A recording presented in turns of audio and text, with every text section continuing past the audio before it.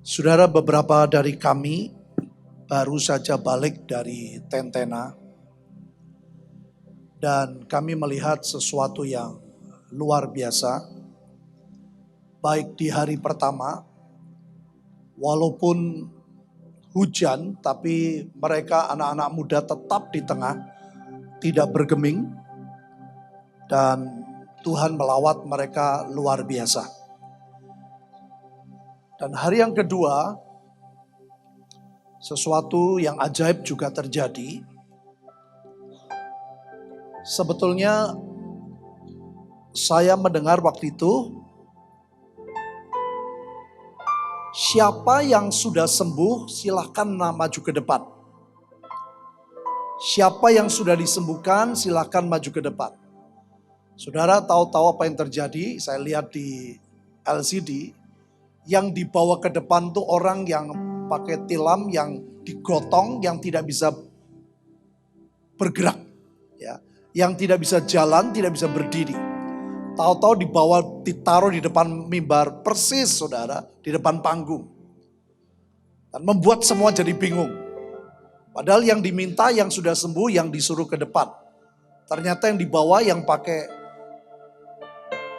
tilam yang betul-betul tidak bisa bergerak. Nah saudara, karena sudah di depan mata, mau tidak mau didoakan. Saya perlu cerita lebih tepat saudara. Kadang-kadang orang kalau cerita tuh sering berlebihan atau bagaimana ya, saya nggak tahu. Kadang-kadang kepengen supaya bapak senang, ibu senang. Saya lebih suka Tuhan Yesus senang saudara. Ya, jadi soal jumlah segala macam lebih baik ngomong tepat, itu lebih enak. Nah saudara, apa yang terjadi? Karena begitu di depan, mau tidak mau nih semua orang yang WL semua ada di sekitarnya. Mau tidak mau ayo kita doa. Jadi tidak ada satupun dari kita yang berani menyentuh. Nah ini yang benar saudara. Jadi gak ada satupun yang berani menyentuh. Semua teriak, hanya beda dua. Pakai mic, dan yang kedua tidak pakai mic karena mic-nya terbatas. Hanya itu semua teriak-teriak dari jauh saudara. Gak ada yang wah menyentuh gini, gak ada yang berani. Wah teriak terus saudara. Sambil lihat. Dan di situ saya mau katakan Tuhan sendiri yang bekerja. Tahu-tahu saudara, kakinya dia bergerak. Sudah dikasih tanda, gak ada satupun dari kita yang berani menyentuh untuk bangkit berdiri. Ini yang benar saudara. Ya, gak ada satupun yang berani pegang tangannya, ayo Pak coba berdiri, gak ada. Siapa yang ngajak saudara berdiri? Orang yang mengalami kesembuhan. Tidak seberat ini, tapi orang mengalami kesembuhan. Karena dia mengalami kesembuhan, dia datangin orang itu saudara. Dia tarik tangannya, suruh berdiri. Begitu berdiri saudara, itu kakinya sudah betul loh, kecil. Tapi bisa menapak, bisa berjalan. Nah setelah berjalan baru yang lain. Tapi saya lihat Tuhan Yesus keren banget saudara. Beberapa kali saya melihat di depan mata saudara. Salah satunya pernah di Temanggung di gereja kami. Hari pertama ada orang di depan saudara dan tidak bergerak. Hari kedua saya melihat pertama dari tangannya terus kakinya. Tahu-tahu dia bangun sendiri tanpa ada yang membantu. Jadi saya percaya ini memang waktu yang sudah Tuhan tetapkan. Itu yang namanya kita sebut glorious time. Itu betul-betul sedang terjadi. Nah, saudara, hari ini saya tuh pengen share tentang apa sih yang sedang terjadi di antara kita. Ya, yang pertama itu terjadi bulan Agustus tahun lalu. Saya lagi mandi saudara. Tahu-tahu Tuhan itu berbicara singkat, hanya berkata hampir lewat 70 tahun. Saya tidak memikirkan apapun. Ada suara hampir lewat 70 tahun. Saya sering kadang-kadang, ini mungkin suara saya sendiri. Jadi saya udah lupakan saudara. Malam itu Tuhan beri saya mimpi. Orang bilang, loh Papa itu jadi kok mimpi terus. Saya nggak mimpi terus saudara. Saya kalau lagi penting-penting saya tanya Tuhan, Mbok kasih mimpi. Nggak dikasih mimpi. Tapi kadang-kadang saya nggak minta. Itu dalam satu malam bisa 3 kali mimpi saudara. Jadi saya merasa mungkin saya ini pikirannya yang terlalu kuat sehingga perlu, Tuhan sudah bicara waktu saya shower saudara, saya lagi mandi. Hampir 70 tahun. Hampir lewat 70 tahun. Saya, tapi nggak begitu yakin. Malam itu saudara. Tuhan bilang, Indonesia lewat 70 tahun. Saya kaget saudara. Dalam mimpi saya tanya Tuhan, apa yang harus aku perbuat? Dan Tuhan bicara begini-begini. Saya akan tunjukkan ayatnya terlebih dulu saudara. Kita lihat Yeremia 29. Ini hal yang pertama ya, yang penting yang terjadi dalam kami. Jadi minimal Bapak Ibu Saudara yang di Mahanaim mendengarlah apa yang saya alami sambil tolong cek and recheck. Ini dari Tuhan atau dari setan ya, atau dari diri saya sendiri.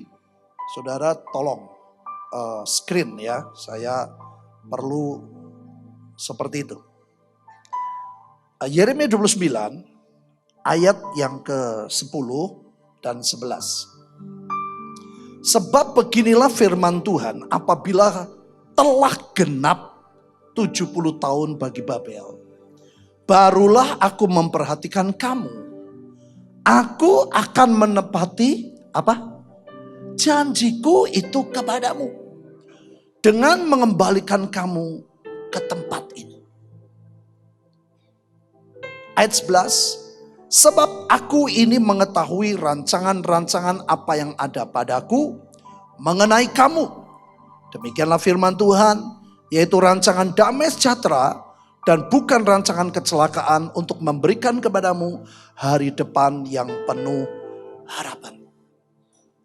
Saudara, malam itu Tuhan memberikan pengertian bahwa kalau saudara saudara pakai handphone, saudara pakai provider apapun, seringkali ada paket ya, ada paket data. Di mana nanti kalau sudah selesai akan diteruskan otomatis dengan yang normal. Biasanya dari provider apapun memberikan sebuah promo yang begitu menarik, tapi begitu selesai saudara tidak mengatakan stop, maka itu akan berlanjut ya, biasanya menjadi harga normal. Jadi hari-hari itu Tuhan memberikan pengertian bahwa Indonesia 17 Agustus 1945, hari kemerdekaan yang semua kita tahu, itu bukan produk sebuah perjanjian antara bangsa Indonesia dengan Tuhan Yesus. Dan kalau itu tidak di stop, maka akan berlangsung bisa lebih jelek, lebih mahal keadaan selanjutnya. Jadi waktu itu saudara, saya terkejut. Saya bilang, kenapa saya ya yang dikasih tugas seperti ini? Kan saya pekerja, bukan raja, bukan tentara dan lain sebagainya. Bukan jenderal ya saudara. Saya sampai bingung waktu itu. Kenapa saya yang diberi tugas seperti itu? Terus kami doa dengan istri saya, dengan tim doa. Tanggal 16 Agustus, sebelum jam 12 malam saudara, kami semua naik ke tempat-tempat tinggi. Anak-anak saya mewakili ke Gunung Sumbing, ke Gunung Sindoro, ke Gunung Dieng, tempat semua di tempat tinggi. Ada yang di Keraton Jogja, saya sempat SMS ibuin juga. Saya ceritakan saja dengan ringan apa yang saya alami. Dan malam itu saudara, saya betul-betul melihat sebuah tanda yang ajaib. Ada beberapa tanda ajaib yang menunjukkan bahwa itu harus dipotong. Kenapa saudara? Itu sebelum 17 Agustus, kalau Anda lihat di TV, itu ada pembicaraan tentang cerita yang sesungguhnya dulu 17 Agustus gimana. Nah saya persis klik, saya lihat, saya dengar saudara. Ada sejarawan ngomong begini. Sebetulnya ada beberapa pemuda berpendidikan yang mengusulkan kepada Presiden Soekarno untuk deklarasi kemerdekaan lebih baik kalau sebelum 17 Agustus. Tetapi cerita singkatnya saudara, Soekarno tetap berkata tidak. Tidak boleh lewat sehari, tidak boleh lebih 1 hari. Dan bahkan ini sejarawannya ngomong, dia tunjukkan saudara, sambil ngomong dia tunjukkan lehernya, dia bilang lebih baik aku mati kalau tidak 17 Agustus. Jadi pada waktu saya perhatikan itu, betul apa kata Tuhan? Bahwa 17 Agustus bukan sebuah perjanjian, produk perjanjian bangsa Indonesia dengan Tuhan.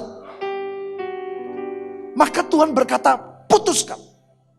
Dan malam itu saudara, saya di lantai 4, itu betul-betul saya merasa ada sesuatu ya di tangan saya, sesuatu yang saya cabut. Saya berasa banget saudara. Saya tidak mengalami pengalaman-pengalaman rohani yang hebat-hebat. Tapi saya waktu itu saya ngalami. Betul-betul sesuatu yang saya tarik saudara, tidak mudah. Dan begitu saya merasa satu keadaan yang lepas. Dan saya buang ke jurang maut. Dan hari itu kami berdoa, kami deklarasi. 24 jam lebih saudara. Kami sebelumnya mempersiapkan doa puasa. Dan tanggal 16 itu kami lakukan. Dan dalam beberapa hari Tuhan memberikan mimpi. Kamu nanti akan lihat. Indonesia akan mengalami sebuah lawatan yang ajaib. Nah, itu saudara 17 Agustus. Terus Tuhan berikan ayat lagi. Masih berkaitan bagian yang pertama. Yaitu di Yesaya. Yesaya 23. Ayat 15 sampai 18.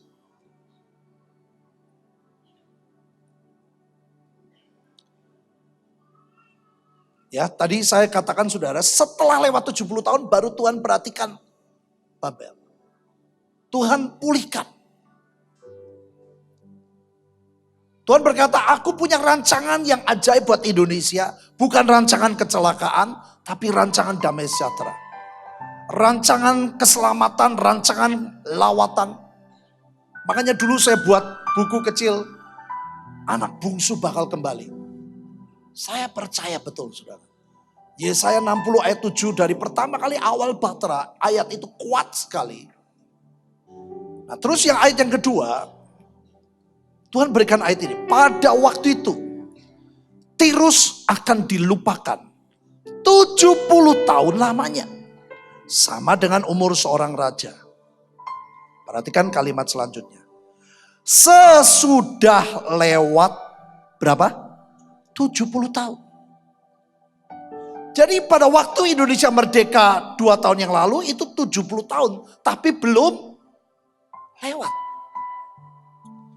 Alkitab berkata sesudah lewat 70 tahun.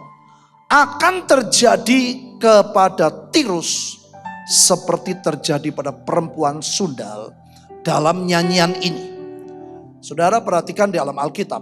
Berkali-kali bangsa Israel itu disebut perempuan sundal. Dan gereja saudara dan saya adalah Israel yang rohani. Artinya apa? Sebetulnya kita tidak layak. Tapi karena lewat 70 tahun, maka terjadi ayat 16. Tuhan berkata, ambillah kecapi Pertama ambil kecapi, saudara. Kalau saudara perhatikan pada waktu bangsa Israel mulai mengalami pendidikan di mana Babel menguasai. Alkitab berkata mereka menggantungkan kecapinya di pohon-pohon gandarusa. Mereka tidak kenakan kecapi.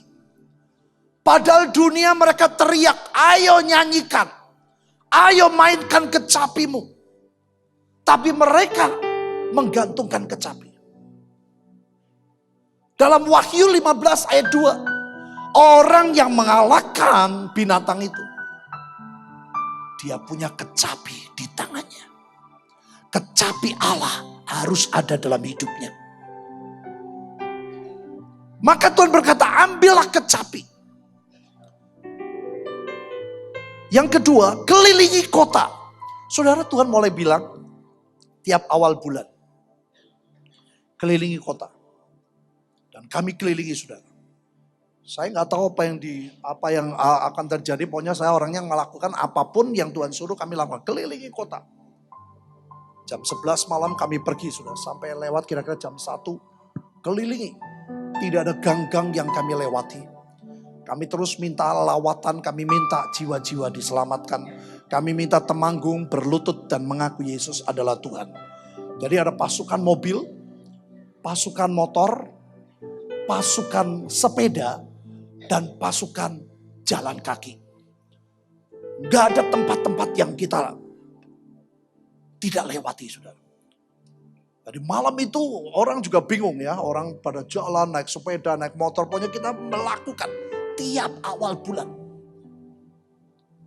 Terus, hai sundal yang dilupakan, petiklah baik-baik, bernyanyilah banyak-banyak. Tuhan mulai ajar kami deklarasi lebih kuat. Sebetulnya deklarasi sudah saya alami sebelum kami di Batra.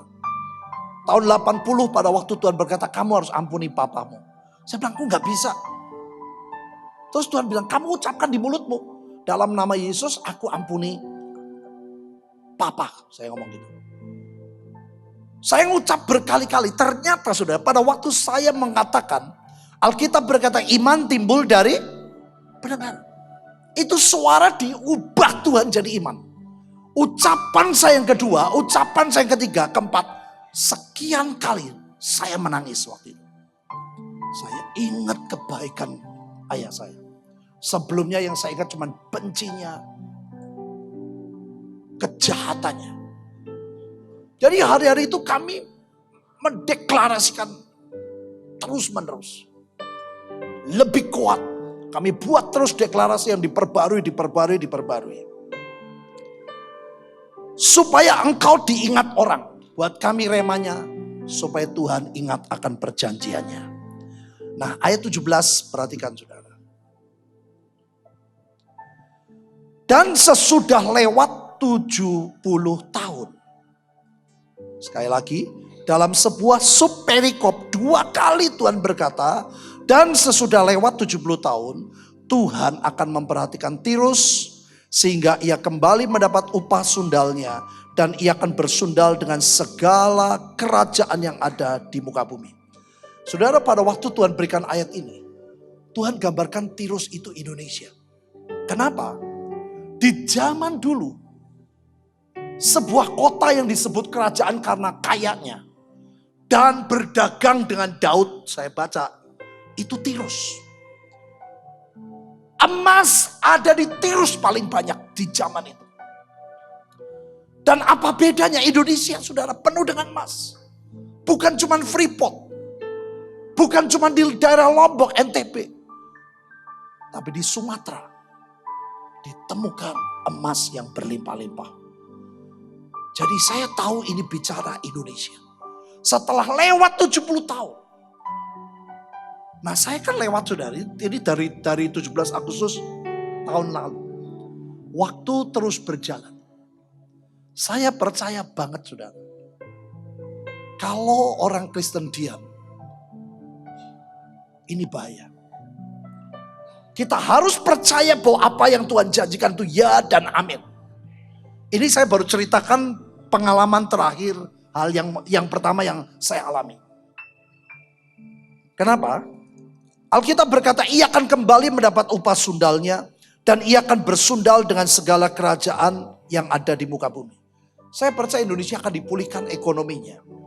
Saya percaya Indonesia akan berdagang, bisnis itu kayak sundal saudara. Itu dengan seluruh dunia. Saya nggak tahu bagaimana caranya. Ayat 18. Labanya dan upah sundalnya akan kudus bagi Tuhan. Tidak akan ditahan atau disimpan. Tetapi dengan labanya itu akan disediakan makanan yang cukup dan pakaian yang indah bagi orang-orang yang diam. Nah saudara, mereka semua yang kerja keras. Tetapi Alkitab berkata orang-orang yang diam di hadapan Tuhan yang akan menikmati. Sebetulnya di Alkitab begitu banyak yang dikatakan orang berdosa, mengumpulkan orang benar yang akan membagi-bagi. Itu begitu banyak ayat saudara. Ini gelombang pertama yang saya alami pertama dari sini. Bulan Desember. Saya dalam mimpi melihat saudara sebuah tulisan. Tulisannya apa? Kita akan lihat 1 Korintus. Pasal 15. Jadi itu terus nyambung.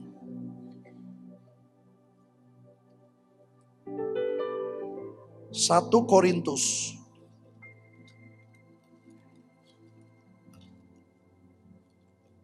Satu Korintus 15. Kalau saudara perhatikan, ayat yang pertama judulnya kebangkitan Kristus. Ini semua bicara kebangkitan. Ayat yang ke-12 kebangkitan kita. Ayat 35 kebangkitan tubuh. Jadi dalam 1 Korintus 15 itu semua bicara pemulihan seperti yang Tuhan janjikan. Nah, ayat yang saya lihat itu aneh saudara, yaitu ayat yang ke-46. 1 Korintus 15 ayat 46. Yang sudah ketemu baca bersama saya 2, 3. Tetapi yang mula-mula datang bukanlah yang rohaniah, tetapi yang alamiah, kemudian barulah datang yang rohaniah. Saudara, saya melihat tulisan itu. Tidak ada ayatnya, tapi ada tulisan. Saya cari. Oh, ternyata di 1 Korintus 15. Firman Tuhan berkata, tetapi yang mula-mula datang bukanlah yang, saudara ini aneh sekali. Saya pelajari, saya merenungkan. Kalau Anda lihat di ayat 51, ini bicara tentang pengangkatan. Sesungguhnya aku menyatakan kepadamu suatu rahasia. Kita tidak akan mati semuanya, tetapi kita semuanya akan diubah menjadi tubuh kemuliaan. Itu sesuatu yang luar biasa. Itu puncak pemulihan kerohanian. Umat Tuhan akan mencapai puncak pemulihan kerohanian. Tetapi Tuhan berkata, yang muncul dulu bukan yang rohania, tapi yang alamiah. Maksudnya apa saudara? Saudara ingat ya, saya selalu berkata dalam hidup manusia ada roh, jiwa, dan tubuh. Sebetulnya Tuhan gak pernah ngomong secara khusus tentang ekonomi. Saya selalu berkata ekonomi adalah bonus. Dan tempatnya harus paling bawah. Rohani harus nomor 1, jiwa nomor 2, 3 jasmani, baru ekonomi yang keempat. Nah, kalau saudara perhatikan, dari 4 hal ini yang paling jasmani, yang paling alami yang mana? Yang paling alami, yang jasmani yang mana? Ekonomi. Saudara, Tuhan mulai beri pengertian. Semua yang kita kerjakan, semua yang kita deklarasikan, semua yang kita lakukan, yang akan muncul dulu adalah yang alamiah. Maksudnya begini, secara umum saudara, saya mau ngomong dua bagian, secara umum dan secara khusus untuk Batra. Secara umum, Orang saudara sulit percaya surga yang gak kelihatan. Orang sulit percaya pengangkatan yang tubuhnya dirubah jadi tubuh kemuliaan. Kalau di dunia saja kita hidup menderita begitu rupa. Kita miskin, seperti tadi kita kebaskan kemiskinan. Kalau kita miskin terus, itu membuat orang sulit percaya kepada surga yang tidak kelihatan. Ini secara umum. Nah, secara khusus Tuhan mau buat kita akan mengalami saudara keuangan yang begitu kuat. Tadi 200 miliar buat saya saudara, pengertian saya itu bukan sesuatu yang besar buat Tuhan. Karena kalau dananya kita nggak dapat, kita sulit melakukan apapun. Kemarin waktu di wisuda, saya di wisuda, saudara, saya berterima kasih untuk semua mengenai, saya sebetulnya nggak pernah mikir, saudara, tidak pernah mikir. Sudah tahun 82 saya sudah pernah ikut sekolah Alkitab di Bandung, itu buat saya mumet pusing, saudara. Zaman itu tidak semudah sekarang. Dari 150 itu yang lulus cuma 90-an. Itu sudah buat saya pusing, saudara. Jadi saya nggak pengen jadi ini, enggak, saya enggak. Tapi saya tahu Ibu In yang lain semua punya tujuan baik karena kita tahun-tahun ke depan tidak akan semakin muda. Ya, saya bersyukur kemarin waktu wisuda saya disalamin sama rektornya. Dia tanya pertama, mana yang namanya Hadi Mulya? Mana Hadi Mulya? Waduh, jangan-jangan aku nggak jadi lulus nih. Saya dicari-cari, saudara. Nggak tuh disalamin. Wah, luar biasa ya. Nilainya tertinggi. Wah. Itu baru 1 Korintus 2 ayat 9, saudara. Saya dicari-cari, saya pertama takut loh. Saya pikir, wah ini jangan-jangan gak jadi nih. Nah saudara, itu yang khotbah siapa ya? Pokoknya salah satu dosen. Itu menarik sekali, saudara. Saya pikir orang pintar khotbahnya jelek, belum tentu. Ya, STH khotbahnya bagus juga ada. Itu khotbahnya bagus. Dia tentang persiapan. Aduh, saya bilang bagus banget. Dan dia bilang dari sekian tanda-tanda kedatangan Tuhan, hanya satu yang belum digenapi. Yaitu apa? Injil diberitakan kepada semua orang. Jadi untuk Injil diberitakan ke semua orang, itu butuh dana. Ngerti gak saudara? Saya kaget. Saya baru ngerti bahwa Tuhan berkata yang muncul dulu, yang akan terjadi dulu adalah yang alamiah. Semua deklarasi, semua yang kita buat. Saudara jangan tolak kalau duit itu datang. Jangan berkata, oh ini jasmani, aku tolak, keliru. Sebab kalau duit tidak datang, saudara nggak bisa. Berkali-kali lah, coba kita renungin saudara. Berkali-kali dulu ya, dulu kalau waktu masih ada Bagong, ada Pak Yusak, kita kalau doa itu ada khusus hamba Tuhan. Sekarang kalau doa langsung banyak. Jadi ada banyak hal yang saya nggak bisa cerita, saya umpet-umpet aja lah nanti kapan-kapan. Kapan saya ceritakan. Kadang-kadang ada banyak hal yang kami nggak bisa cerita. Kalau dulu kita cuman kelompok sedikit sudah, sehingga semua bisa cerita dengan bebas segala yang kita dapat. Berkali-kali setiap acara apapun selalu mentok di dana.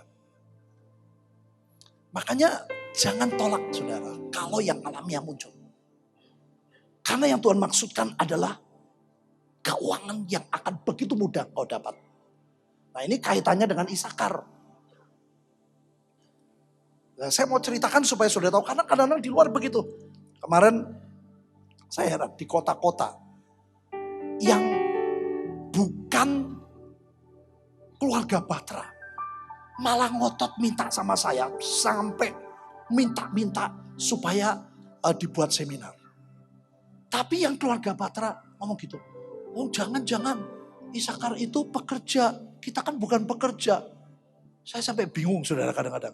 Jadi kadang-kadang ada ya info-info yang seperti itu. Saya bilang, oh saya pusing-pusing amat aja gak pusing. Saya orangnya kayak gitu ya, saya memberkati gereja-gereja apapun dan betul-betul ada tanda-tanda ajaib. Orang-orang yang pebisnis yang dulunya saudara ancur-ancuran itu mendadak. Ini sekarang saudara dari Solo sampai telepon terus. Itu gereja yang tidak mudah terima kita.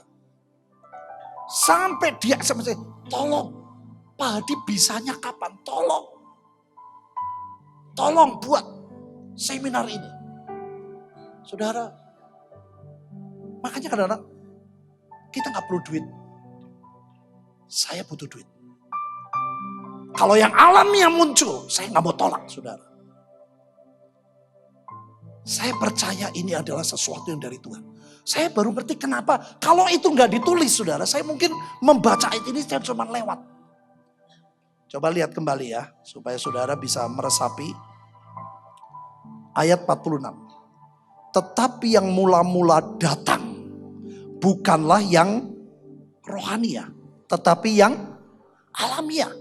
Kemudian artinya, yang alamiah itu untuk mendukung yang rohania. Berkali-kali setiap kita kumpul sudah acara di AIS lah, acara di apa, mau keluar negeri ke bangsa-bangsa. Berkali-kali saya kalau kumpul saudara, nama baca saya lebih banyak diam. Saya diam, saya denger renungin. Nanti pulang semua pesan-pesan saya baca, saya renungin. Berkali-kali saya masih ingat saudara, selalu mentok masalah duit. Mau buat apa? Coba di begini-gini, duitnya kita kurang. Mau ke bangsa-bangsa, duitnya kita masih kurang. Berkali-kali saudara. Jadi pada waktu Tuhan beri ayat ini, sebetulnya ini ayat jawaban.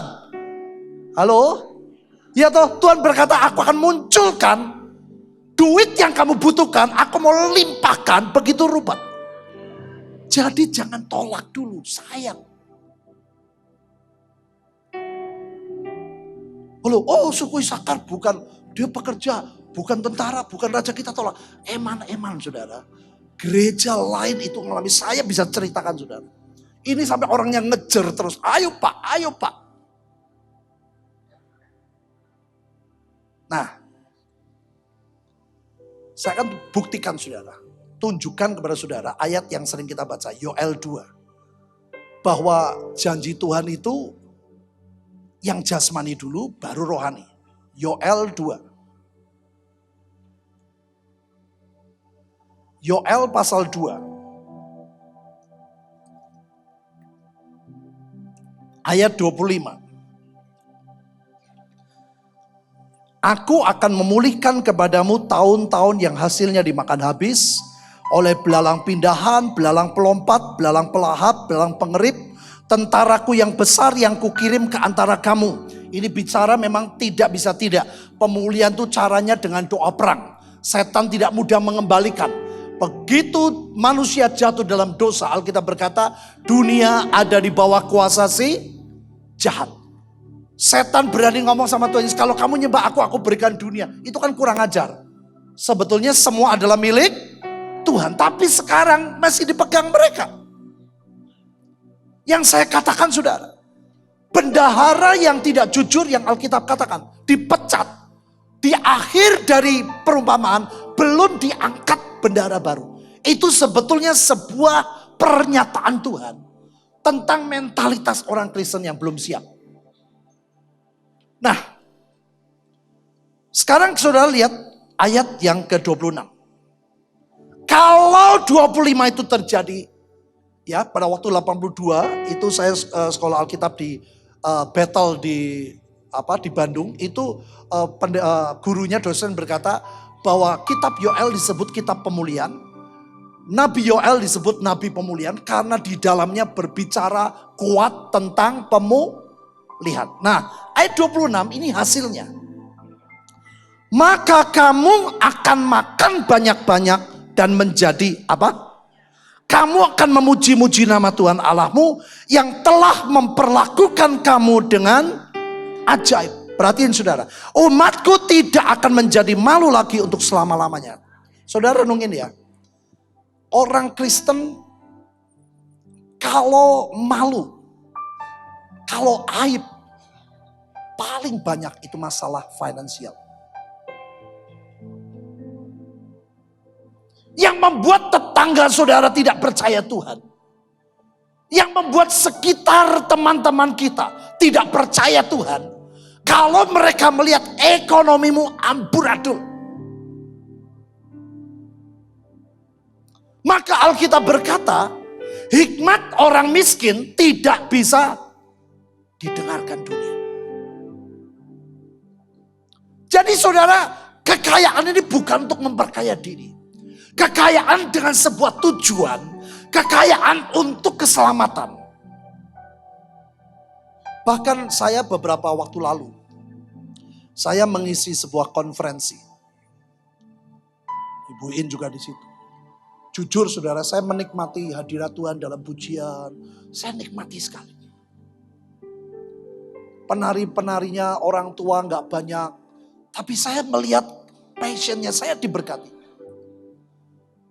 Malam itu saya tanya Tuhan, besok khotbah apa? Malam itu saya diberi mimpi, ditulis sebuah ayat saudara. Ayatnya apa?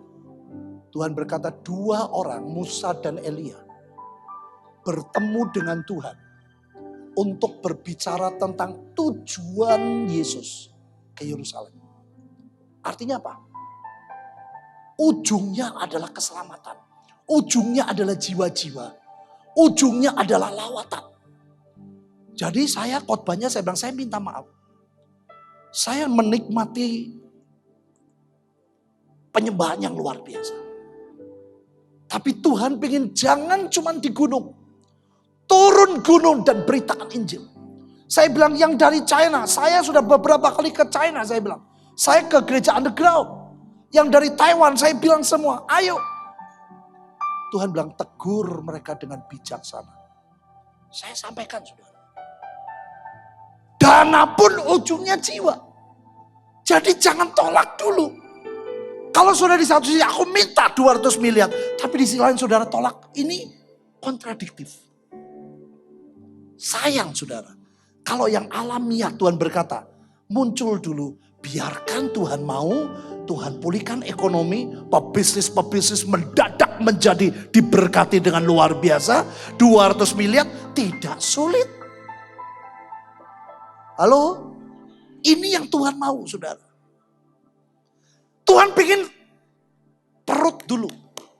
Lihat saudara. Kamu akan makan banyak-banyak menjadi kenyang. Ini bukan rohani. Ini jasmani. 2 kali. Ayat 27. Kamu akan mengetahui bahwa aku ini ada di antara orang Israel. Bahwa aku ini Tuhan adalah Allahmu. Dan tidak ada yang lain. Sekali lagi. Dan umatku tidak akan menjadi malu lagi untuk 2 kali sudah dalam subperikop. Sama kayak tadi. Setelah lewat 70 tahun baru 2-3 ayat ditulis lagi. Baru 2 ayat ditulis lagi. Umatku tidak akan menjadi malu untuk selama-lamanya. Saudara mau ngomong apalah? Saudara ngomong, wah saudara nginjil. Ya kita kan memang semua nginjil. Terus saudara utang gak bayar-bayar sama orang yang saudara injili. Sulit saudara dia percaya Tuhan. Loh saya merenungkan saudara. Yang Ibu In tadi attitude itu betul. Alkitab berkata, betapa engkau harus, betapa sucinya engkau harus hidup. Untuk apa saudara? Untuk menyaingi keadaan. Dosa yang semakin hebat. Kalau hidup kita amburadul. Zina tetap zina. Saya dulu pezina saudara. Tiap hari saya berzina. Tapi saya bertobat, saya buang. Saya penyembah berhala, saya bertobat, saya buang itu jimat. Kemarin saya ngomong keras di Tentena. Karena masih ada pendeta yang pakai jimat. Saya bilang bertobat. Saya bilang saya ini bukan bekas orang. Saya bukan dulu orang Kristen, bukan. Di seminar saya ngomong, buang, jangan main-main. Kita nggak ada yang mampu, tapi Tuhan yang memampukan. Ya contohnya kemarin saya lihat sendiri kok. Saya di atas mimbar kok, nggak ada satu orang yang nyentuh. Hanya bedanya mic dan tidak mic itu aja. Dalam nama Yesus, bangun dalam berdiri. Nggak ada saudara yang megang. Saya lihat orang yang ngajak naik, bukan orang kita yang ngajak berdiri. Sesungguhnya kita nggak ada yang mampu. Yang mampu cuma Tuhan. Itu saudara. Nah, lihat ayat 28. Ini baru rohani. Jadi yang mana dulu? Ayat 28. Kemudian pada hari itu akan terjadi bahwa aku akan mencurahkan rohku ke atas semua manusia. Maka anak-anakmu laki-laki dan perempuan akan bernubuat. Orang-orangmu yang tua akan mendapat mimpi. Teruna-terunamu akan mendapat penglihatan-penglihatan. Aku pikir aku sudah tua nih saudara. Kok yang tua dapat mimpi? Padahal saya masih muda loh. 30 tahun lebih nih. Ya sudahlah, menerima. Teruna-terunamu akan mendapat penglihatan. Juga atas hamba-hambamu laki-laki dan perempuan. Akan kucurahkan rohku pada hari-hari itu. Ini tentang lawatan. Penginjilan itu semua perlu urapan Tuhan. Jadi saudara, yang rohani memang kemudian. Yang muncul perut kenyang dulu. Bisa ngerti maksud saya saudara? Secara umum orang kalau susah terus, sulit percaya Tuhan. Sulit percaya surga. Arti yang kedua secara khusus buat kita keluarga Batra. Jangan tolak kalau Tuhan memberkati keuangan buat saudara. Saya beri pengertian begini saudara. Cari dulu kerajaan Allah dan seringkali saudara, kita mencari kerajaan Allah haus dan laparnya luar biasa. Tapi mengaplikasikan dalam kehidupan tiap-tiap hari. Pakai kebenaran diri sendiri. Tidak pakai kebenaran Tuhan. Jadi ternyata saudara yang muncul dulu adalah yang jasmani. Baru setelah itu yang rohani. Baru bicara tentang urapan Tuhan, lawatan Tuhan. Saya sampai ngomong Tuhan, kok yang sembuh kok cuma satu sih. Yang lain-lain kok enggak. Saya kepingin saudara. Seperti di Alkitab berkata, semua orang disembuhkan. Saya kepingin lihat masa itu pasti tiba. Tidak mungkin tidak tiba. Kenapa? Malam itu saudara, belum ada kesembuhan, masih sedikit loh yang datang. Begitu lihat kesembuhan, itu orang saling telepon, baru orang datang. Mau tidak mau dunia selalu menuntut fakta. Halo? Yang jasmani, kesembuhan.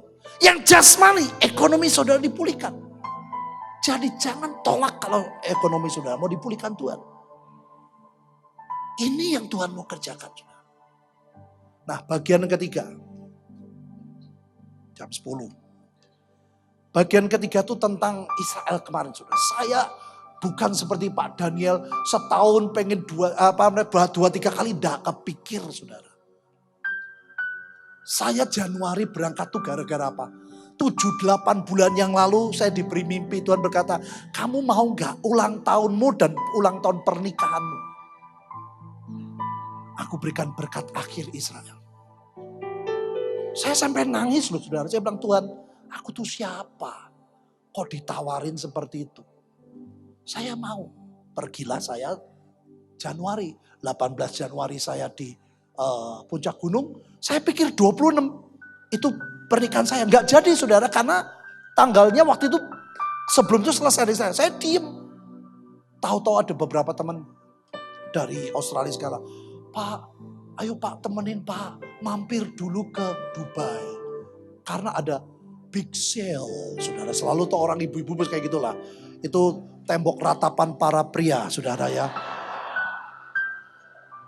Saudara tahu saya kalau doa perang kemarin saudara yang ikut ke Petra, saudara tahu saya naik jalan, pokoknya udara dingin ya. Saya nggak pernah capek tuh. Tapi kalau ke mall 5 menit saya cari tempat duduk. Bener saudara, karena bukan habitatnya. Saya kalau ke mall, 10 menit penderitaan buat saya. Saya ke Petra, saya terus jalan sampai selesai. Balik, saya gak capek. Kalau saya doa perang, asal tidak panas, saya gak pernah capek. Jangan kayak dulu waktu di China. Waduh, itu bulan Juni. Wanasnya bukan main, tanya ibuin, gimana? Belum selesai. Oh haleluya. Ini kepahitannya belum hilang saudara.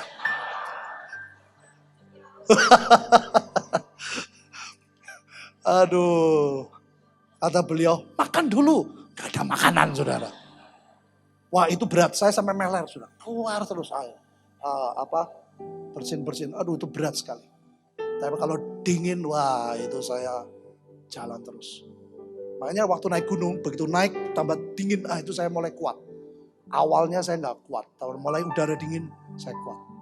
Nah saudara, itu yang saya ceritakan tadi. Bahwa Tuhan punya cara yang tidak seperti kita punya cara. Ini yang saudara dan saya harus waspadai. Nah, yang ketiga, bagian ketiga. Saya baru balik saudara saya kalau ke Israel sama China, dua tempat tuh paling. Israel saya suka karena saya membaca Alkitab secara visual. Setiap saya berangkat selalu Tuhan berkata, anggap belum pernah datang ke tempat itu. Nanti aku bicara banyak. Kalau orang, aku sudah pernah ke sini, aku sudah pernah ke sini. Saudara, Tuhan gak bisa bicara. Sama baca Alkitab kan begitu. Aku sudah baca, Tuhan gak bisa bicara. Itu membuat saya, China sama Israel buat saya soal makanan. Nah, saya pikir Tuhan Yesus gak lama di Israel, coba kalau makanannya enak, bisa lebih lama saya pikir saudara. Saya di Israel, saya dibantu dengan banyak makanan saudara. Tanggal 26 itu ajaib. Ternyata karena mundur 26 jam 2 itu kami baru pulang dari Abu Dhabi. Jadi betul-betul Tuhan menggenapi 18 ulang tahun dan ulang tahun pernikahan saya. 26 sampai Indonesia, saya nginep di Bekasi di hotel saya nggak tahu, di mall. Terus saya di jamu makan sama Ibu Panglima. Waduh itu enak sekali. Dan hari itu saya capek, saya tidur saudara. Jam 3 pagi. Saya mimpi. Di dalam mimpi Tuhan berkata, kamu mau gak pimpin perang di Harmagedon? Karena roh raja-raja dunia di situ. Dan kalau kamu go, itu nanti kekayaan bangsa-bangsa akan berpindah kepadamu. Akan berpindah kepada Bahtera. Akan berpindah dari dunia kepada kita. Saya kaget saudara. Saya dalam mimpi saya sadar saya baru nginjek Indonesia.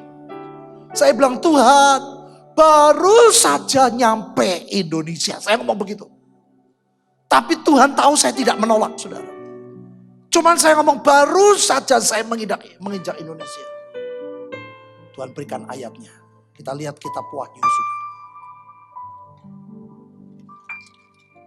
Wahyu 16. Ayat 12.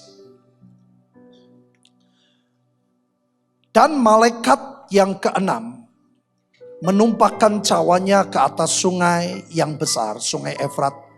Lalu keringlah airnya. Supaya siaplah jalan bagi raja-raja yang datang dari sebelah timur. Ini buat saya rema. Saya kenapa ngimpinya kok di Bekasi.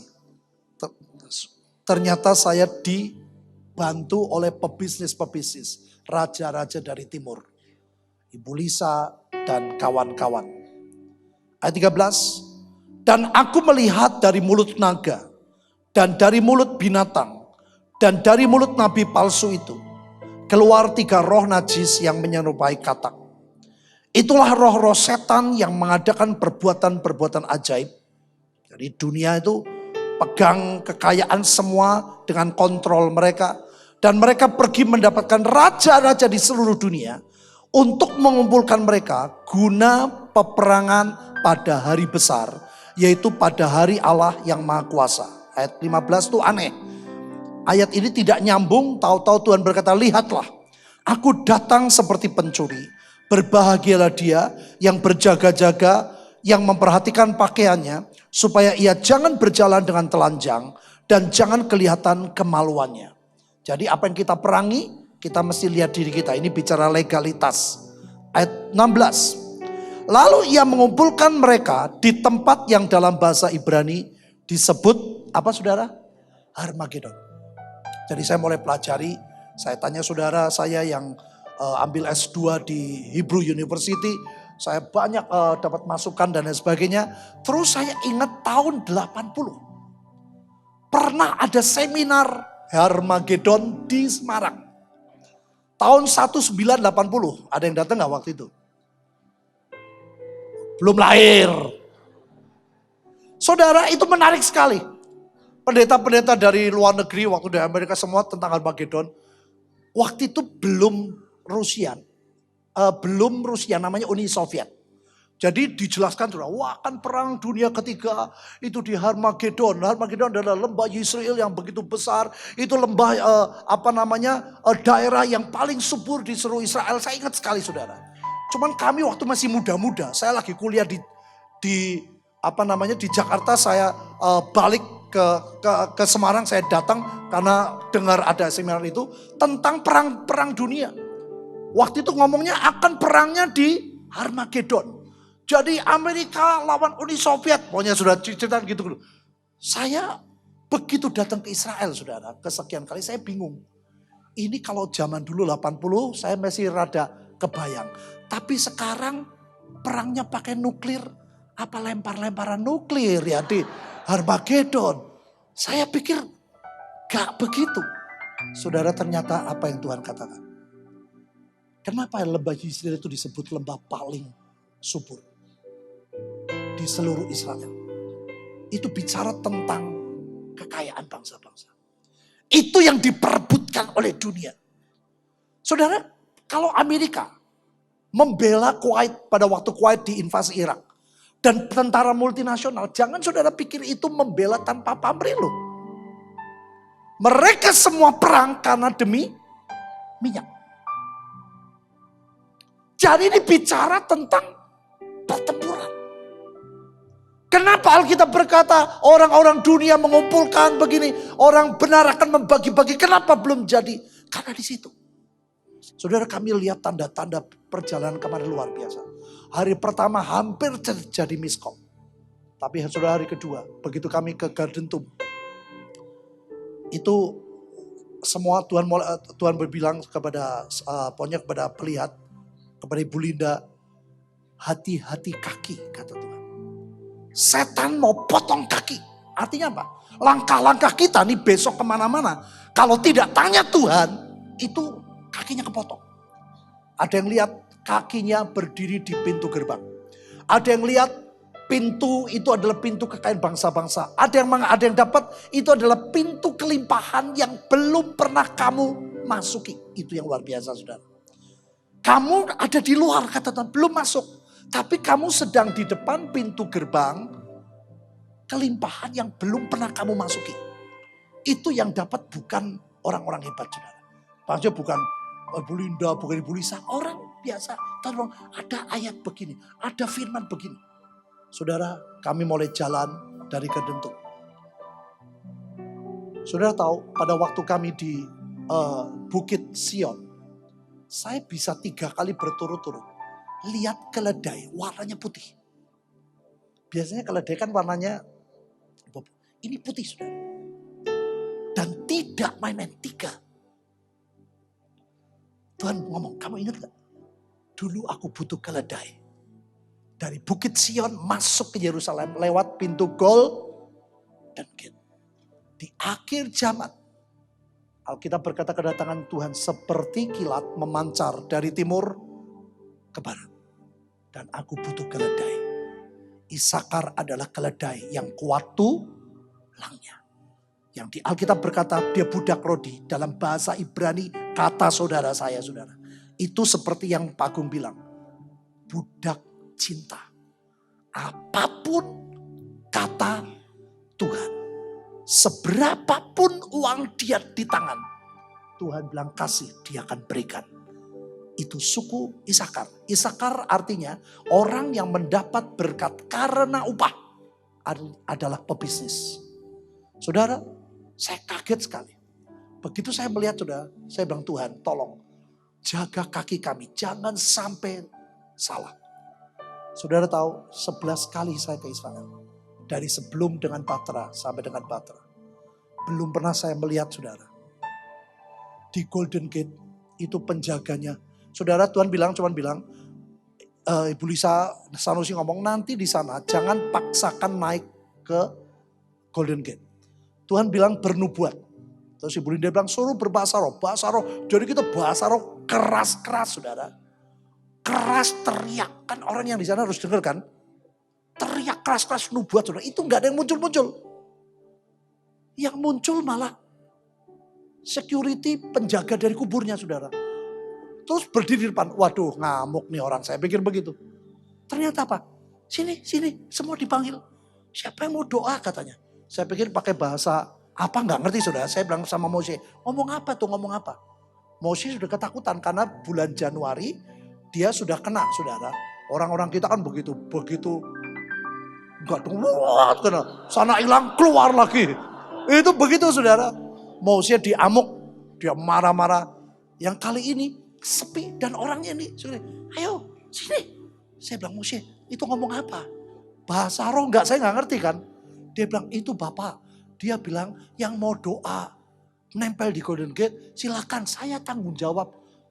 Yang benar. Ya, saya bilang, oh, semua naik, saudara. Belum pernah kita lihat seperti itu. Kenapa Golden Gate? Itu bicara masa keemasan. Semua orang nempel, wah jadi lama, saudara. Jangan lama-lama dong. Saya bilang nanti lama-lama repot orangnya keluar. Kita turun, saudara.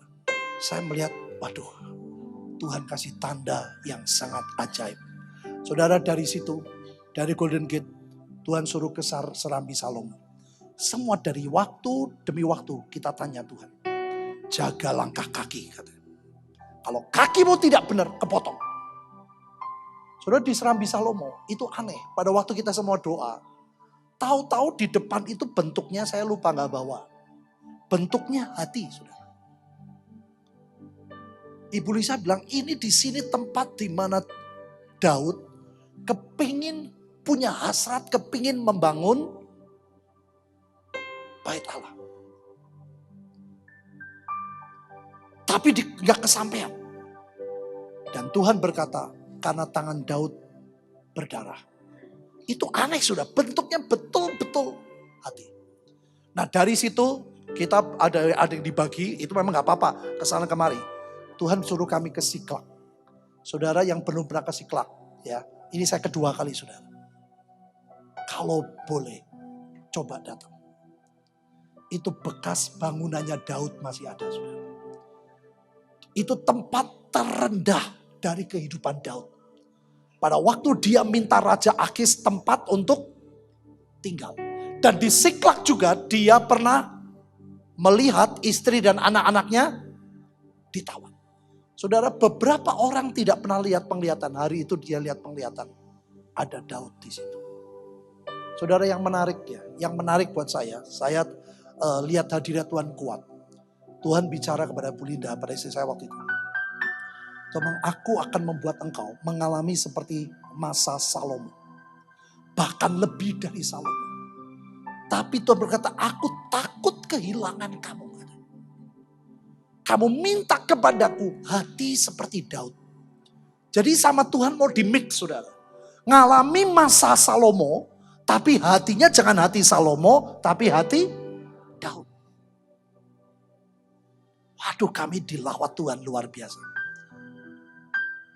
Dari jalan besar, saudara, itu Siklak tuh sekarang menjadi tempat, menjadi kibuts. Kibuts untuk gandum, ya, besar sekali, puluhan hektar. Dari jalan kira-kira 30 menit, 45 menit, begitu bus berhenti kita jalan naik, saudara. Disitulah tempat tinggal Daud.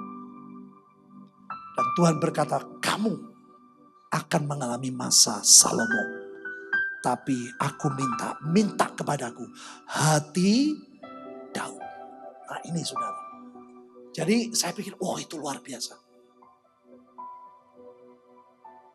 Kayanya seperti Salomo. Pegang kekayaannya seperti Salomo. Tapi hatinya, hati Daud. Saya bilang, hebat juga. Jadi di mix sama Tuhan. Saudara, apa yang terjadi dari situ? Kami ke Tel Geser. Tel Geser yang Pak Luki pernah datang. Saudara tahu ternyata apa? Tel-Geser itu tempat screening. Tel-Geser itu adalah tempat di mana Firaun memberikan tempat itu kepada Salomo. Karena Salomo menjadi menantu. Nah saudara, menurut sejarah Israel kuno, itu tempat menjadi tempat screening. Artinya apa? Setiap rempah-rempah yang datang, setiap emas dari manapun yang dipersembahkan pada Salomo, semua di screening di tempat itu. Bekas-bekasnya masih ada, saudara. Jadi mereka semua menjaga raja, jangan dikena racun, jangan dibohongin, semua di screening. Makanya Tuhan tuh aneh, jangan rebut kekayaan di istana Salomo. Karena kata Tuhan di situ ada roh perzinahan yang kuat, di situ ada roh penyembahan berhala yang kuat. Tapi di Tel-Geser, dan kami semua doa di situ. Dan kami, saudara, itu ada bekas pintunya. Jadi tempat pintu gerbangnya tuh masih ada. Dan anehnya Israel baru kenapa? Kenapa baru 1 tahun diakui oleh dunia? Sebelumnya belum diakui oleh dunia bahwa itu adalah Tel-Geser. Setelah diakui oleh dunia, baru tempat itu menjadi tempat terbuka. 1 tahun yang lalu baru dibuka. Saudara, kami melihat, oh ini adalah sebuah keajaiban demi keajaiban. Terus Tuhan suruh kami perang di Tuhan ngomong waktu mimpi saya di Bekasi, Tuhan cuma bilang perangnya nanti pas Purim.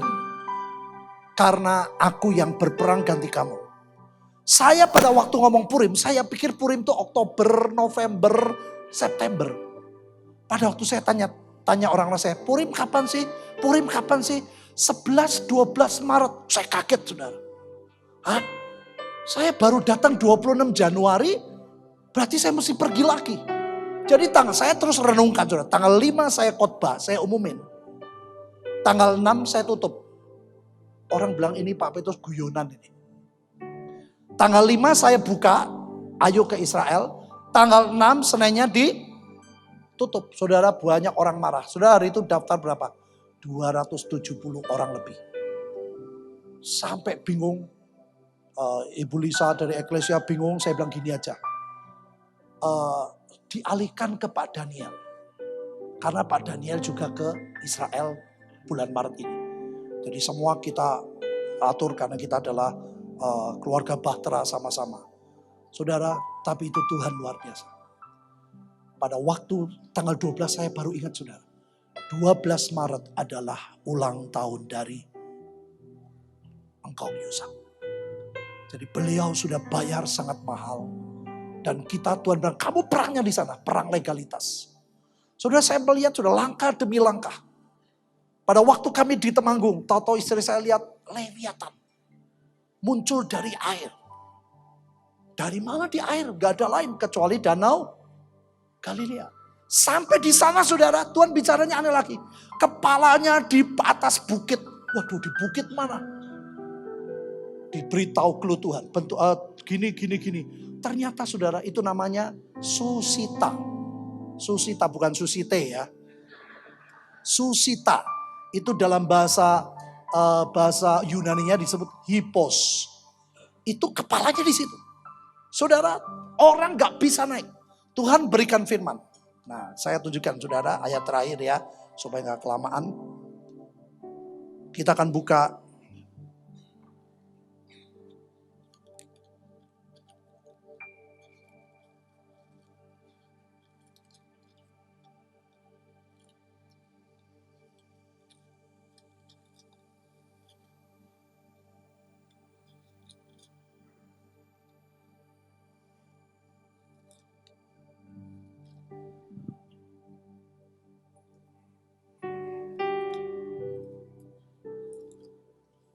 Mazmur,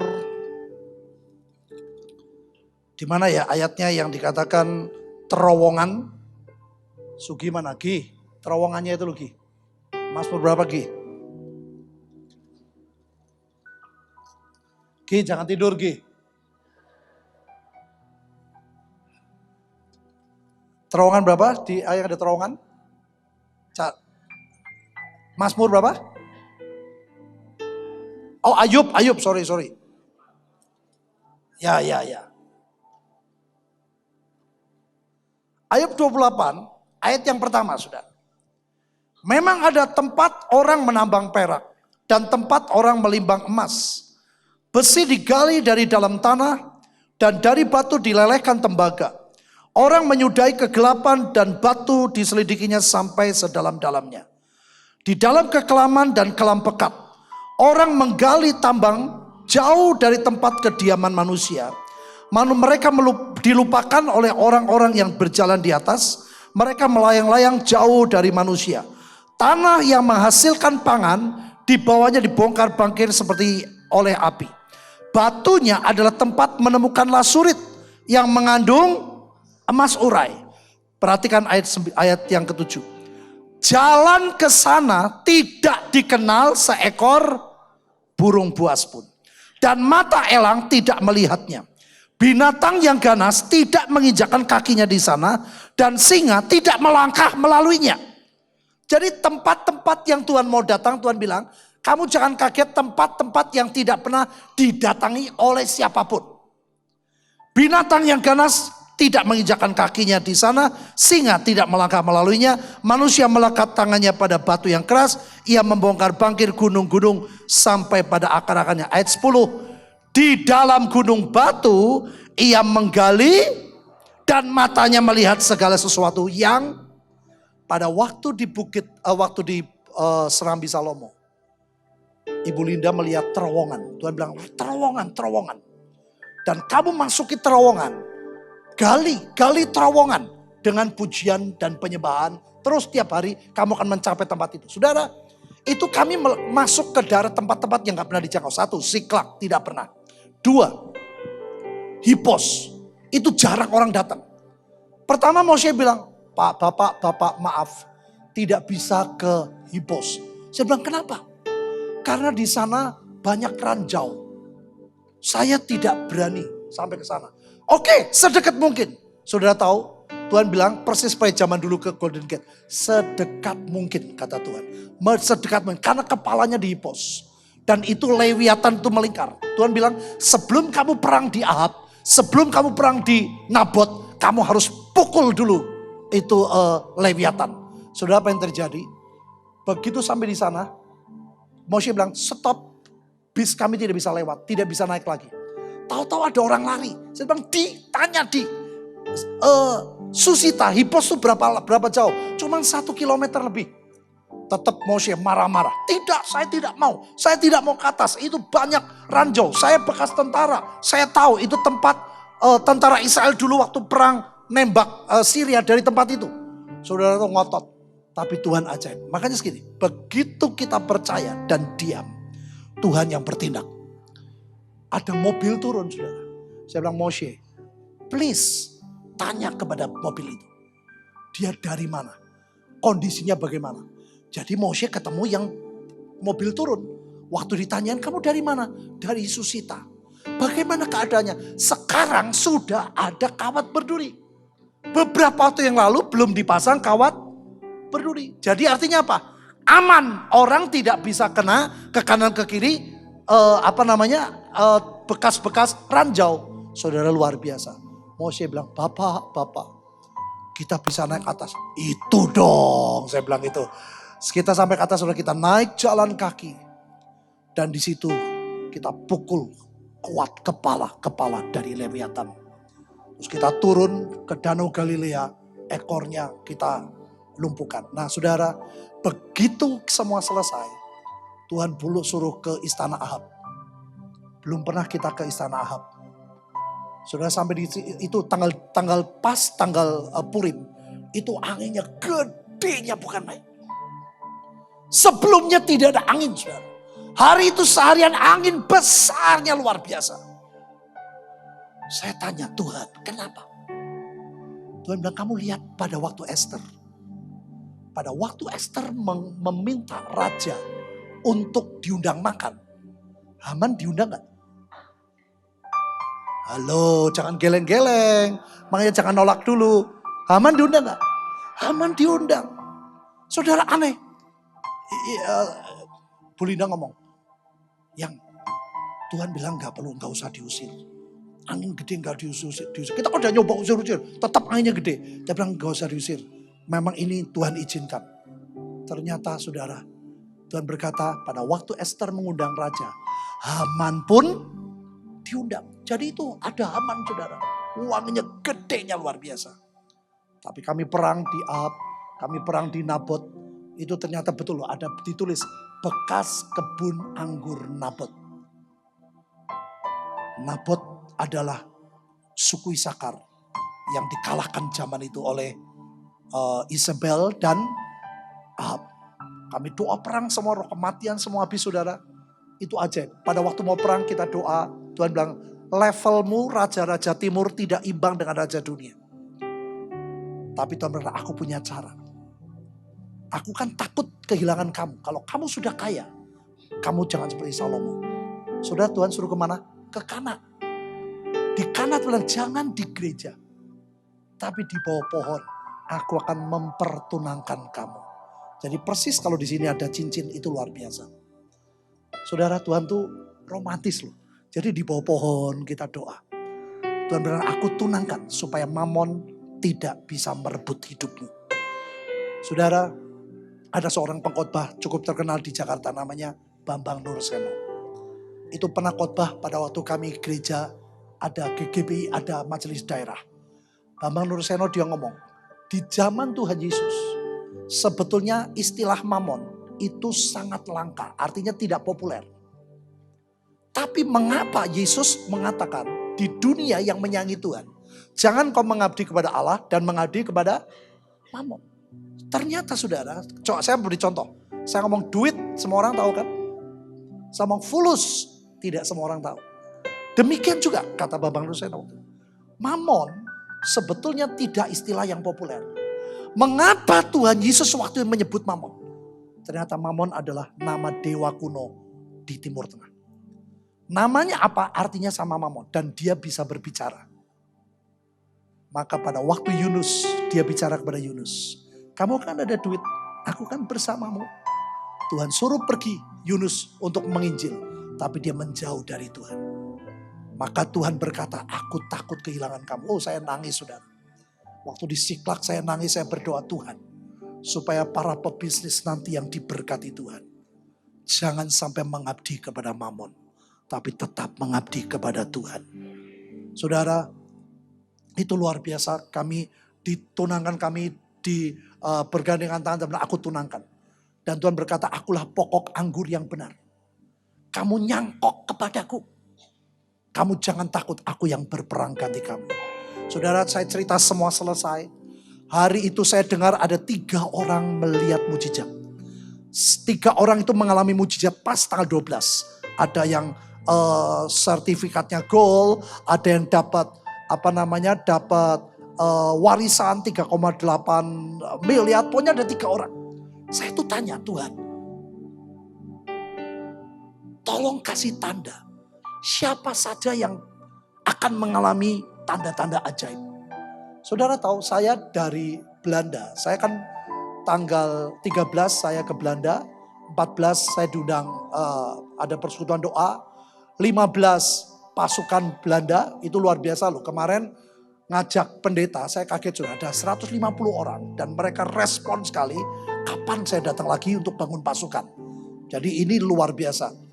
Terus hari terakhir saya tuh kepengen pergi sebetulnya ke Belgia. Mau lihat anjing saudara. Tapi hari itu berubah gara-gara namanya Ibu Lisa. Lisa Bernard namanya. Dia ngomong, aku pengen reuni malam sejuta kasih. Saya bilang, aduh ini saya mesti pilih saudara. Ke Belgia lihat anjing atau reuni. Tapi saya belajar tentang ayat Tuhan. Tuhan takut kehilangan. Jadi saya pilih, saya tetap di tempat. Dan saya terharu saudara, satu demi satu mereka cerita. Dia bilang, Pak Hadi ingat gak waktu Bapak main gitar, As We Gather My Spirit, namanya Yosef. Aku nangis, yang satu cerita, saya bilang, waduh itu luar biasa saudara. Jadi mereka semua menceritakan, ayo kita. Terus orang-orang yang biasanya tidak mau dengar kita saudara. Dia bilang, kapan? Ayo datang sini, bangun pasukan. Saya kaget saudara. Panitia malam sejuta kasih minta dibangun jadi pasukan Tuhan. Itu sesuatu yang luar biasa. Karena kalau saudara kenal orangnya rasanya mustahil. Tapi hari itu luar biasa. Nah saudara, saya pulang kembali dengan sukacita. Saya balik, saya naik bisnis kelas di Garuda.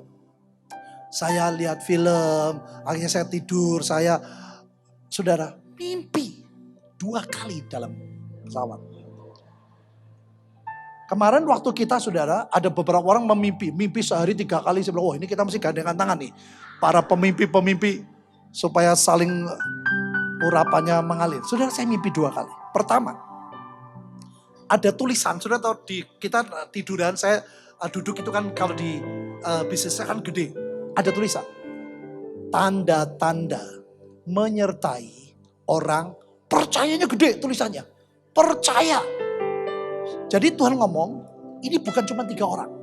Semua orang akan mengalami tanda-tanda. Percayanya gede sudah. Jadi modalnya cuman percaya. Jadi saya kaget. Saya tidur, jadi saya bangun. Saya nyalain saudara TV-nya, LCD saya cari. Barangkali ada program Alkitab. Saya cari, kan ada toh program Quran kan ada. Saya cari, kok gak ada. Saya panggil pramugarinya. Saya bilang, ada program Alkitab gak? Oh maaf Bapak, tidak ada. Oh aku ngimpi ya, berarti aku ngimpi, saya ngerti. Saya bilang, oh Tuhan modal percaya. Saya tidur saudara. Mimpi kedua kali. Mimpi di tempat yang sama saya duduk. Nomor 12 itu saya duduk, saya mimpi. Ada tulisan. Transfer berhasil kepada Hadi Mulya Santoso. Ada jumlah nominalnya jelas saudara. Saya kaget lagi. Saya bangun.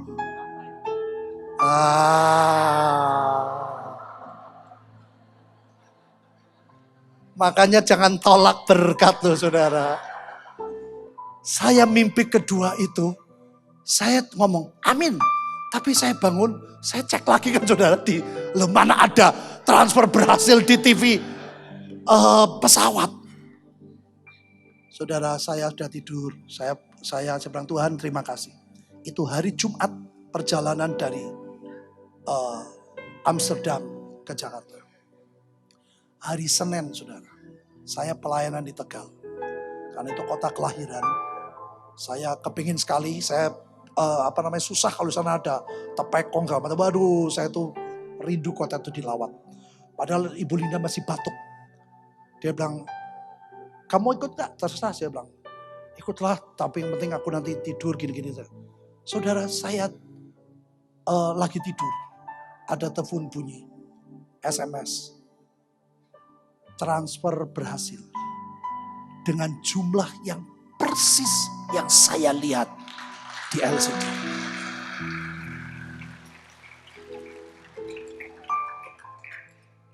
Saya bangunin Bu Linda. Bangun. Aduh, ada apa? Saya bilang, kamu ingat saya kemarin ngomong apa? Iya, nih. Tuhan sedang membuktikan janjinya. Bisa persis nominalnya saudara. Aku tidak mau cerita nominalnya.